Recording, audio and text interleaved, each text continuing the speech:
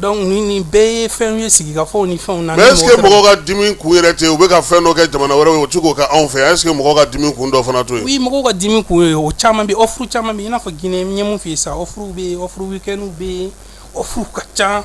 minnu bɛ sɔn nɔgɔya kɛ ko y'u ka baaraw kɔnɔna la donc n'u sera k'olu kɛ k'u ka offre ninnu ɲɛfɔ kosɛbɛ parce que ne bɛ Orange ka offre ninnu caman kɛ i b'a fɔ dɔgɔtɔrɔw ka ordonnance ninnu de quoi a bɛ d'e ma e t'a faamu n'u yɛrɛ tɛ quoi i m'a faamu i kalannen don mais en réalité i tɛ se k'a ta sinon ni donn'u ka maxiti in kɔnɔna la Kasim non i b'a ye de sanfɛ fo duguma a bɛ yen fɛnw tontonnen bɛ yen maxiti in ka ɲi dɛ a ka ɲi anw kɔni b'an ka téléphone ci n'a ye fala yɛrɛ ye dɔ yira ne na kunun ne kun t'o dɔn yɛrɛ ko don bon don ji bɛ se ka sara n'a ye non ne depuis maxiti nana ne ma taa n jɔ arana ji la ne ma taa n jɔ arana courant na mais hali sini marakaw bɛ arana courant ni jiw la o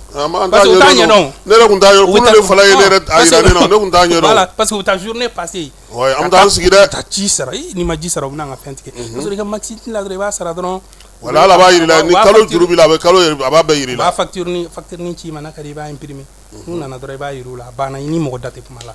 nin bɛɛ sɔn nɔgɔyaw bɛ yen quoi mais en réalité hali bi a ma faamuya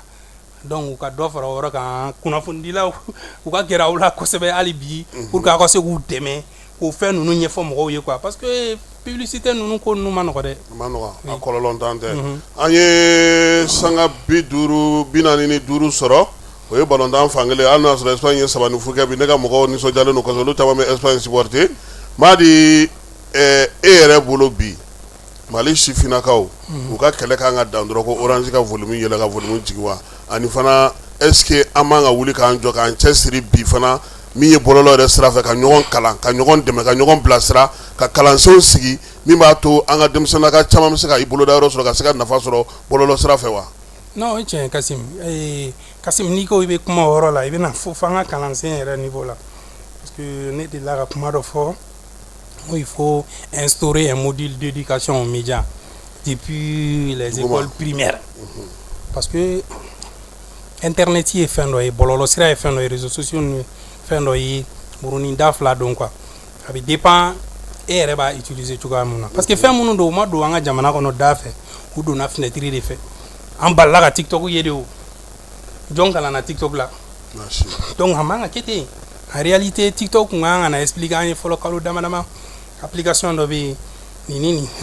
a bɛ utiliser tantôt de o ma kɛ donc an balila donna dɔrɔn an y'a télécharger on voit que les gens font tellement de dérives là-dessus parce que u t'a dɔn dɔnbaliyaw b'a la donc jamana ɲɛmɔgɔ an b'a ɲini u fɛ o yɔrɔ la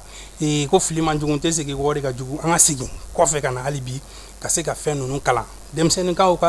kan ka kalan la mɔgɔkɔrɔbaw kan ka kalan la hali kunnafonidilaw minnu bɛ fɛnw lase bɛɛ lajɛlen de kan ka kalan bɔlɔlɔ ninnu utiliser la n'i dun ko bɔlɔlɔ i ko internet parce que ale de ye clé pour que i ka se ka don bɔlɔlɔ ninnu kɔnɔna la donc an b'o de ɲini an ka ɲɛmɔgɔw fɛ kosɛbɛ. i ka kuma kuncɛ kuma ye jumɛn ye. bon Kasim n bɛ i fo ka Jani filɛlikɛbaa lamɛnnikɛla bɛɛ lajɛlen fo vraiment ka maliyɛnw bɛɛ lajɛlen fo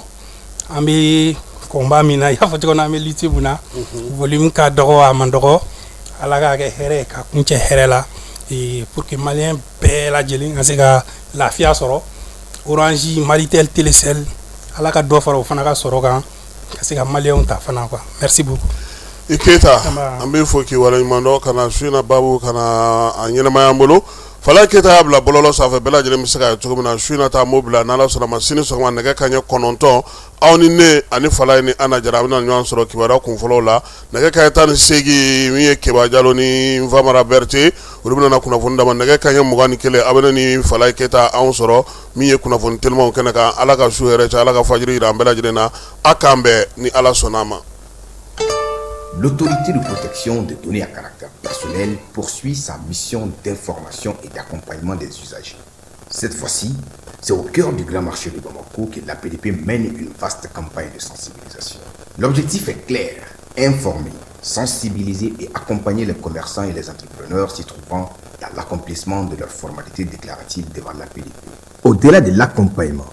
l'APDP assiste également les responsables de traitement dans le paiement des frais de dossiers liés aux formalités déclaratives. Ces paiements au marché se font désormais de manière simple et sécurisée via la plateforme électronique Trésor Pay, le moyen de paiement sécurisé de l'État conformément à la vision de plusieurs autorités du pays. L'APDP tient à rassurer la population.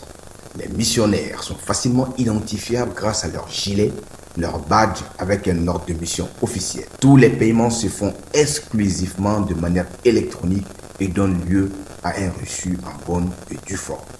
Par cette initiative, l'APDP réaffirme son engagement